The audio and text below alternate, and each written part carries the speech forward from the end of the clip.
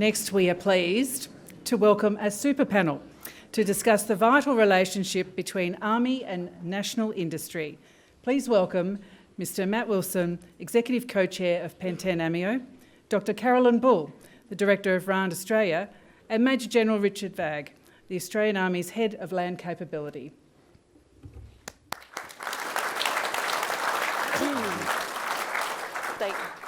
Thanks very much, and I apologise in advance for sniffling through this session. Seem to have caught the winter lurgy. We've got a truncated time for this session because Major General Vagg has to be up at Parliament House, so we're going to finish a little early. So we'll try and throw to question and answers as soon as we can in this session. So that we can have maximum audience participation. So please start thinking about your questions now, and we'll be looking forward to those soon. As we think about Army in society, I would argue that there really is no relationship that's more important than that between the ADF and industry. So it's a real pleasure for me to be able to introduce two of the finest thinkers in this space. Why do I say that there is no relationship that's more important? Because, as you well know, industrial capability sits at the very heart of national defence. So our military power and our national resilience depends on our industrial base being robust and fit for purpose. In my view, it's industry that can accelerate the delivery of the next generation capabilities to Army that Army needs, and do that at the right time to prepare and support Army to deter conflict and deal with crisis. When we think about that relationship and the criticality of that relationship, I would say that we face, at least a trifecta of challenges in building that relationship, configuring that relationship so that we have the strongest possible partnership between Army and industry. First, as we've spoken a lot about in the last day or so, our strategic circumstances are deteriorating and our strategic warning time is shrinking. So there's more urgency than ever to build industrial capability and partnerships that we need to deter or to prosecute war. Secondly, as we know, the innovation cycle is speeding up and the nature of war is changing very rapidly. So we may not even know what war is going to look like tomorrow. A so-called exquisite capability may only be exquisite for a month or two. So, as we've seen in Ukraine and elsewhere, we're in a battle for adaptation. How can we, as Army, adapt faster than our adversaries? Thirdly, I would argue that another big challenge is that Army itself is needing to innovate as quickly as possible to achieve the transformation that has been directed to undertake, to a force optimised for littoral manoeuvre with long-range land and maritime strike capability. So the big question that I have for our panellists today is how can Army work with industry to adapt and evolve and to build the sovereign industry that we need to unlock innovation at speed and at scale? I want to ask our panellists today, what does good look like? Now we're going to turn first to Matt from the industry side to make sort of a few minutes comments, and then I'll ask Rich to do the same, and then we'll open the floor for discussion and debate. Over to you, Matt. Fantastic. Thank you, Carolyn, and good morning, everyone. Listening to the Chief yesterday, I was struck by the timeliness of this chosen theme, Army and society.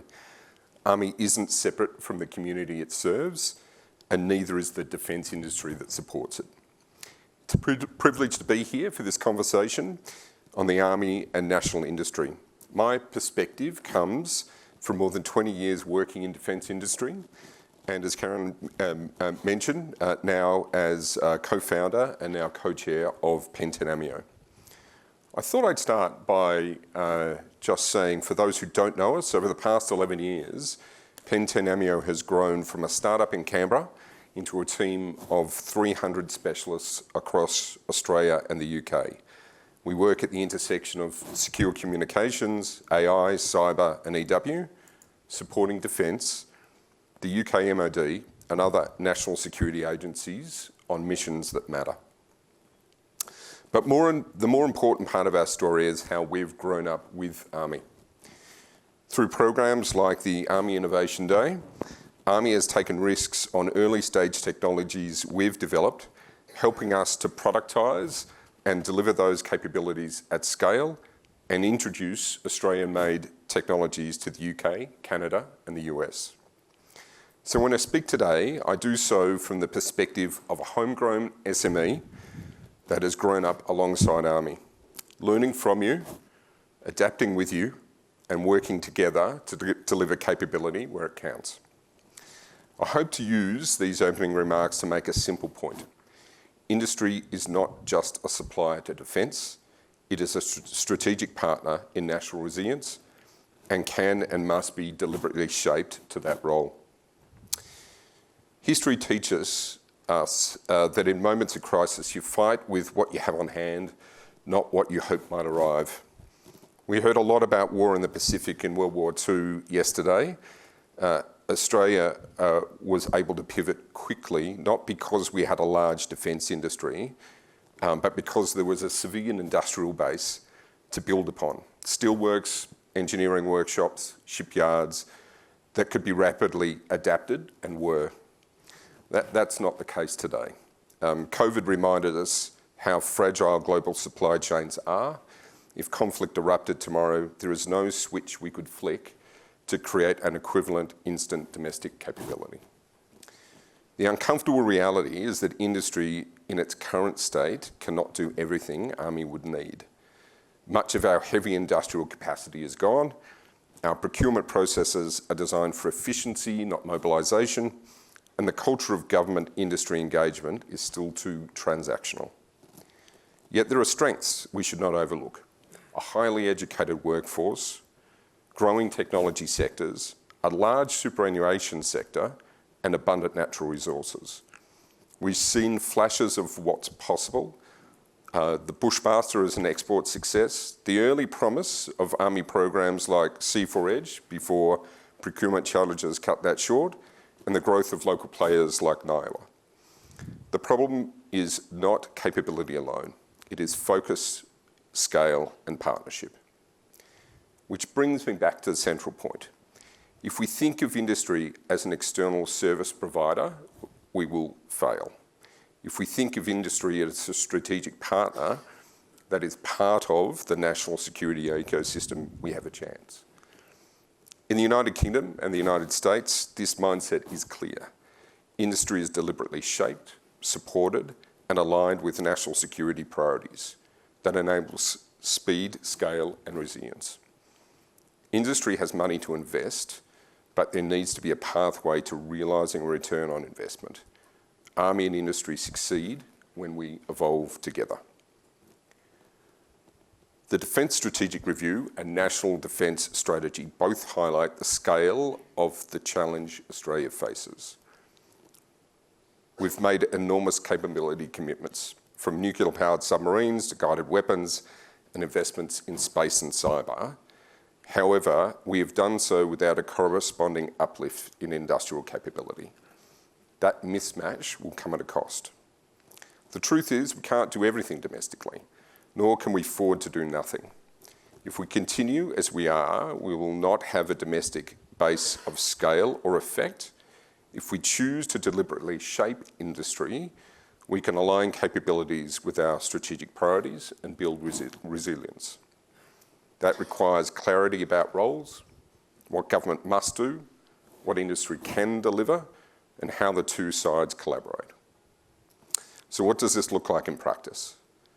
Firstly, early and open engagement with industry so that demand signals are clear and investment decisions can follow.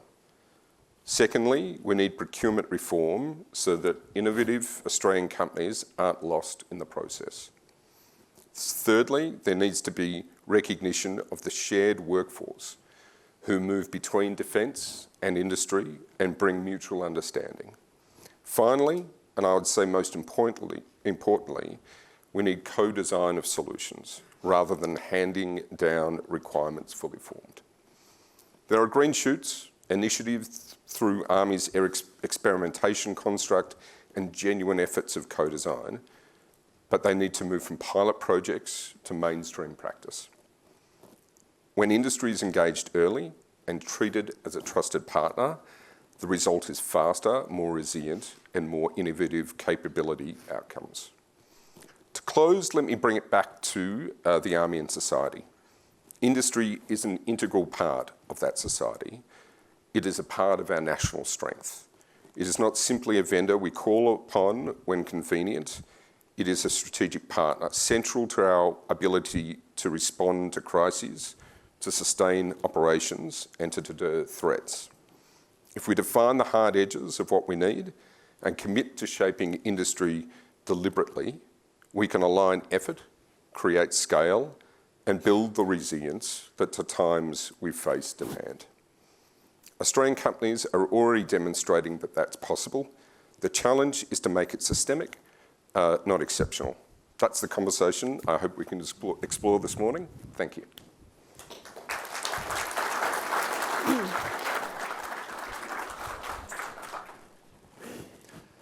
Thank you, Matt. Good morning, ladies and gentlemen. What I want to do is set the context for the challenges that Matt's just laid forward to us around Army's transformation. It's been 2 years, 4 months and 3 days since the government released its response to the Defence Strategic Review. That was stark. It said Army is not fit to fight its future wars. It directed Army to optimise and transform for littoral manoeuvre, archipelagic warfare, with an emphasis on long-range strike. I know for a fact that those pro words were deliberately chosen by the Defence Strategic Review leads. Littoral manoeuvre was direction for Army to become experts in manoeuvring in the most complex battle space on Earth. It's the transition point of the 5 domains. It's about physically projecting force across those domains. It's about operating in the most complex terrain and densely populated areas on Earth. Archipelagic warfare changed the view of our nation as an island with a protective moat to a nation that sat at the end of a strategic land bridge that ran from Australia all the way into North Asia and viewed that archipelago as a range of key terrain that we could dominate to affect the avenues of approach onto Australia. And long-range strike was about us establishing our own A2AD bubble, disintegrating an enemy's A2AD bubble, and providing land-based maritime strike through persistent, resilient, and relatively low-cost platforms. Our transformation has been directed in 3 epochs. Epoch 1 is immediate enhancements to our combat capabilities. That was from 2023 all the way through to 2025, which is now. Epoch 2, 26 to 2030, was about introducing new capabilities, improving our lethality, survivability and sustainability. And Epoch 3, 3031 onwards, was about continued force modernisation. The sweet spot for us is in that 2027 to 2029 period. To implement this transformation, Army has acted decisively. We've recast our command and control. We've elevated our unit of action to the division. We've developed new doctrine and concepts. We've restructured our force, and units and formations misaligned to our future requirements have been de-established, re-rolled, and we've raised a new formation. In doing so, we cancelled 33 projects, accelerated 11, and the majority of the others were rescoped. This had an obvious flow-on effect to industry. But these decisions allocated about $23 billion of investment in land capabilities in this decade. Army is now upgrading, replacing the majority of its principal items. But this is after 3 years of delayed modernisation, and it marks our most significant modernisation effort since World War II. Industry and our relationship with it is key to this modernisation effort. Our modernisation of the Combined Arms Fighting System is underpinned and centred on an infantry fighting vehicle, a combat reconnaissance vehicle, self-propelled howitzers and a fleet of protected mobility vehicles that are manufactured here in Australia. And they're all built using a network of Australian small and medium enterprises. Even our main battle tanks and combat engineering vehicles rely on a network of Australian industry that is federated throughout Australia. At the individual soldier level, our people are equipped with a world-leading soldier combat ensemble, which provides lethality, protection and connectivity well beyond anything Army has ever had before.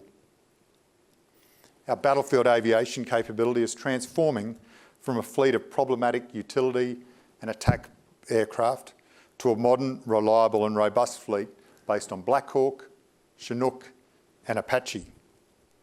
We've postured this capability in two bricks, or two areas, one in North Queensland and one in the southeast corner of the country, to enable industry to focus its efforts in that area. Indeed, you would have seen the recent announcements of the formation of an aviation academy in Townsville. This will bring skills and resilience, and we know by training individuals in the area that we want to employ them, we've got far better effects at retention. We've accelerated and expanded the delivery of our littoral manoeuvre capabilities, a capability we've not had in the Australian Army since 1950. At 26 vessels, this will be the second largest fleet in our region.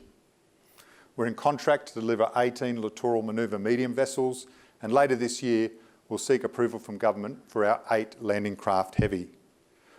Both built in Australia and are both significant contributions to our continuous naval shipbuilding efforts. At the heart of Army's transformation is our expanded and accelerated long-range fires and IMD capabilities. This takes us from an Army that thought that could project force to about 30 kilometres to an Army that now can project out to 500 kilometres and beyond across all domains. And by the early 30s, we'll be influencing the battle space out to 1,000 kilometres. This capability is underpinned by our fledgling guided weapons and explosive ordnance enterprise. We've also started to introduce a range of enabling innovative capabilities, such as counter-UAS, RAS and logistics systems.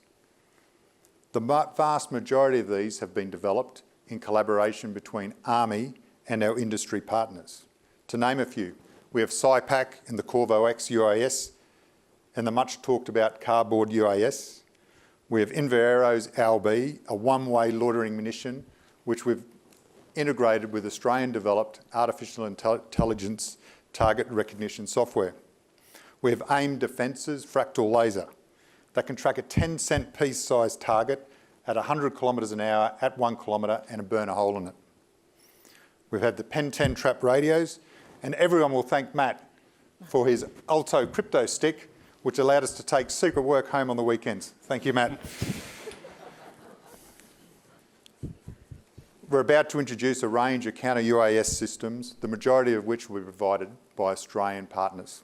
Indeed, I'll leave here now and go across to Parliament House where Mindy will announce the acquisition of a very important capability for the Australian Army, which was a direct result of Army and industry collaboration.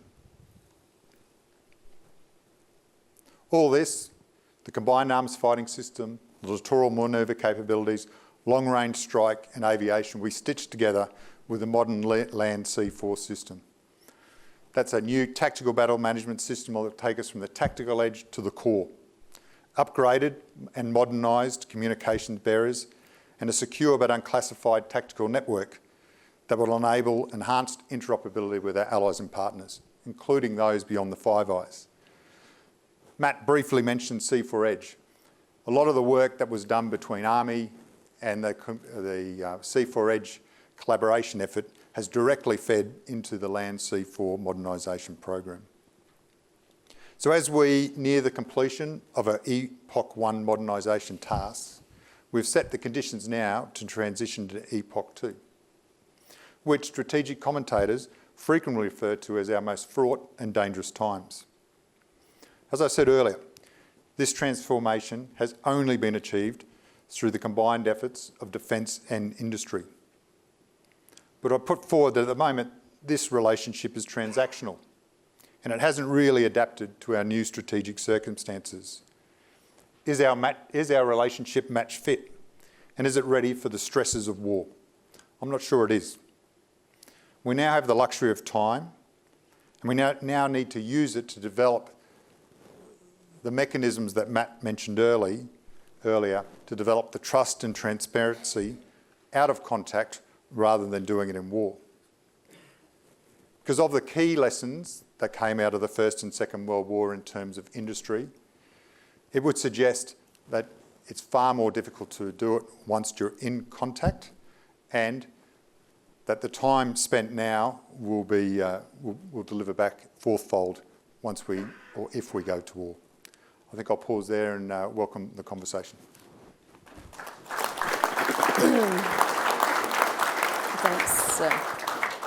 Thanks very much, Rich and Matt. Look, what I'm hearing is that there are a lot of bright spots, some very, really good examples of the way that industry and army can work together, but that we still have a long way to go. I was really pleased, Matt, to hear your framing of that relationship as a strategic partnership, rather than a transactional partnership based on the profit cycle. But I guess for me, the big question is, there are parts of industry that see it that way, that understand, that have a sense of national purpose, but there are huge parts of Australian industry that really do not go beyond the profit cycle at all. So how can we create a sense of national purpose for industry that does go beyond that transactional sort of profit cycle? I think there's two elements that I think about there. I think even those organisations that orientate themselves around a national purpose, that's often driven by individuals, and those individuals actually exist throughout the whole of industry. I wouldn't be scared of a return motive in industry. Mm-hmm. In fact, if anything, I would offer that Army has the opportunity to embrace that in a very different way. Apart from individuals, organisations, and the capital that allows them to operate, are very easy to orientate. They genuinely are. But it's about trying to understand what that looks like. Rich and I yesterday had a very brief conversation. I mentioned the fact that I don't use the word profit, I use the word return. And part of the reason I use that is because return resonates with the citizenry, actually with all of us, in a different way than profit does. Because all of us, many of us anyway, most of the citizenry will have access to a superannuation fund. You will get your statement at the end of the quarter or the end of the year, whatever it looks, and it will give a scorecard, and that scorecard is related to a return. And the reality is that organisations like PentenAmio, we're backed by the citizenry's superannuation funds. That's what supports us in being able to invest in capability. And so once you really kind of embrace and understand that opportunity, it actually means the industry is really easy to align. It's easy to align in the context of giving it a long-term understanding about how it can support that return process. And then you can add the purposefulness of people to that to be able to deliver those outcomes. So in a sense, a return on investment is actually the provision of national security for industry and for all Australians. Yes, Possibly. or certainly economic resilience for the economy. Economic resilience is part of that. So, I mean, it'll be, I'm hoping that, and Rory may have some comments to make on this in the next session, at National Security College is undertaking a nationwide consultation on Australians' perceptions and attitudes to national security and industry. Consultation will be a large part of that, so it'll be very interesting to see, the types of industry views that emerge from that process. Questions? I've got nothing coming through on the iPad, but are there questions? Gentleman here. Yeah. Thanks. Yeah. Mick May from Synergy Group Australia. We've been very fortunate to have been engaged over the last 4 years to factually account for capability and capacity across the national support base for several Commonwealth clients. And I can't talk to them now because I don't want to go to jail. But one of those areas was to look at the capability and capacity of the bureaucracies within departments, and also the national coordination and control of accelerated preparedness and mobilisation. Okay, and when you actually look at that, there is a really clear limit to people's authorities and their behaviours, and they will hold onto control for far too long. And our previous experience, you know, we've heard lots of very good and relevant tales about, courage, initiative, teamwork that saved our bacon in World War II. But our actual superpower in World War II, I would contend, was our capacity, and Matt did touch on this, to mobilise our industry and our people and our agriculture. And at the end, we were, feeding near on 1 million US service people in the Pacific campaign. We were pumping out a landing craft ad nauseum to support the island hopping campaign and also our own amphibious operations. But that was actually led by industry. That industrial, we still talk about industrial capacity as a concatenate output of defence spend, when really I think we should be talking about, and the last commentary did touch on this a little bit, and I'll ask you to explore that further if you can, industry as a lead in terms of industrial capability, capacity, and indeed national strength. Thank you. Thank you. But I could add to this. Why don't you add to that? I always kind of, thank you for the question, by the way. I always kind of use the statement that what we have seen over the last little while, the last couple of years, is the plan set in place for the kind of transformation of Army. A lot of that has to do with the acquisition of some incredible capability to be able to support those very clearly defined roles now. But there's a very big difference between purchasing and training for and building out that capacity, and in the context of conflict, in starting a conflict with a full warehouse, and as the conflict continues, being able to refill that warehouse and refill it with new, because as is clear, what is required is, we've certainly seen it out of the conflict in Ukraine. What is required is not just refilling it with the same things, but refilling it with fundamentally new capability. What we do know, and we have seen from those lessons that we saw through kind of World War II, in particular in Australia, but at scale in the US, it was industry's ability to fundamentally deliver scale, speed and innovation through that process, to use what we had to be able to deliver capability that will support that war effort. And I think this is part of this conversation, about having quite a different conversation about the capability that we need now, and actually the opportunity that we have to be able to prepare the industry that we would like to have if, goodness forgive, it does happen. We do end up in conflict. The industry that we would like to have at that particular point in time. And so I just kind of try and separate those two sets of conversations and really think about, can we think about some of the steps that we can take right now to be able to build and support an industrialisation and a scaling of the types of capabilities that we would need if that circumstance did arise. Thanks. Rich. Probably add 2 or 3 things to that, Mick. One is, I think we can't be blind to the fact that industry has to have a market, and it has to react to a market, and it can't mobilise before mobilisations occurs. And I, for one, hope we never mobilise, because that's the Australian way of life as we know it now, gone forever. So there's got to be a market for industry to survive And if the survival mechanism or the principal customer or the only customer is the Australian Army, and in some cases the Australian Defence Force, that's probably not a solid business plan to go forward on. Correct. But what we need to do and what we need to work with industry is to develop the ability to scale at the point of need and understand what that scaling would look like.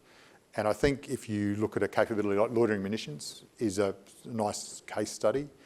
We know the refresh cycle for a loitering munition is probably 3 months maximum, maybe 6. We want to acquire loitering munitions, but in training we won't use more than a handful of them in the year, and we probably don't want to have too many sitting on the shelf in the case of war because they'll be out of date and redundant by the time we get to use them. We as an organisation need to accept we'll probably pay a higher premium to buy a smaller number each year. So we've got some sitting on the shelf in the case of a crisis or an emergency. But what we're paying the premium for is at the point of need, when we flick the switch, industry is match fit to scale exponentially and start punching out the thousands to tens of thousands of those systems we need. If you look at the US's experience during World War II, in some elements, and they point to this, they were quite lucky. They had the 18th month warning time, and they viewed that 18-month warning time as critical to enabling them to activate their industry. There was 12 months of building new factories, tooling those factories, and then there was 6 months of actually doing the conversion, which allowed them actually then to start to punch out the equipment that was needed. And my point would be is we need to understand that. We need to understand what industries will want to scale at the point of need, and we'll need to understand what investment we put into them now so they can do that. The problem is that point of need time for us, it could be 18 months, it could be 5 years, it could be 10 years, it could be 6 months. Thanks. Now, if I'm right, we've got, another 3 minutes or so till you have to dash off. Is there any other... There's a question down here. Thank you, sir. Good morning. Nigel Best, the British Defence Advisor here in Australia. Thank you very much indeed to be part of this today. Matt, really interested in your comments about what the sort of strategic partnership looks like between Defence in Australia and defence industry, given the landscape that you've currently got. What do you see as the fundamentals in that strategic partnership, and what do you see as the roles of the primes in that? Well, I mean, the primes are critical in that process. You know, the reality is the prime systems integrators are incredibly capable of delivering capability at scale. I would offer that innovation and the new doesn't come out of primes, but their ability to take those ideas, those inventions, those kind of early technologies and scale them, kind of exponentially to meet needs is super important.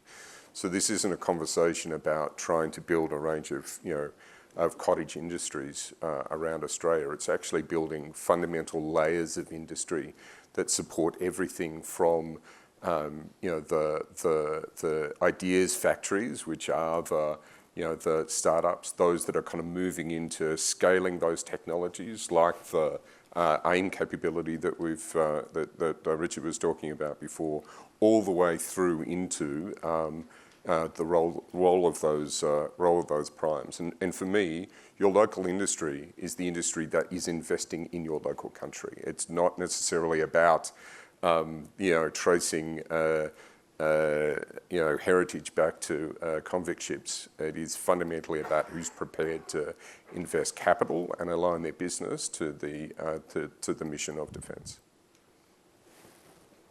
Would you like a final word on that, Richard? Yeah, I agree totally, and I think you look at the industrial complex that's been built up over the last 4 or 5 years to support land platforms in particular. We've now got an ecosystem of